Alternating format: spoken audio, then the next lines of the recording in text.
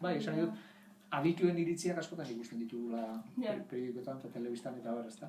Baina lehen personako eta persona ez dira ospetsuak, ez dira ezagunak, ez dira periodikoetan agertzen dienak, ez da, batek kontatzea bere historia zer izan den, nola bizi duen bizitza, zer gertatu zaion eta oso berria da eta desberdina da.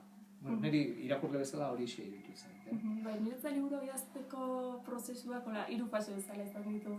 Lehen igual izan da, pentsatzea norekin hitz egingo nuen, eta pertsona horrengana nola iritsi aurkitzea. Hasieran ere kezka nagusia hori zen, lortuko ote nuen jendeak parte hartzea edo animatzea, banekien kasu batzuk nahiko delikatua bintzen izango zirela, ez nekien preste egongo zen jendea. Agertzen diren batzu lagunak, ezagunak, edo herriko jendea ere badago, baina beste asko eta asko ez. Orduan, kostatu zait, iturri horiek bilatzea edo denbora eskatu dit behintzat, baina esan behar dut oso jende gutxik esan didala ez ez. Egon dira igual erantzun gabeko emailak eta abar, baina behin lortu bat dut pertsona horrekin harremanetan jartzea hitz egitea, ia denek onartu dute parte hartzea. Horrek harritu nau eta asko erraztu dit lana.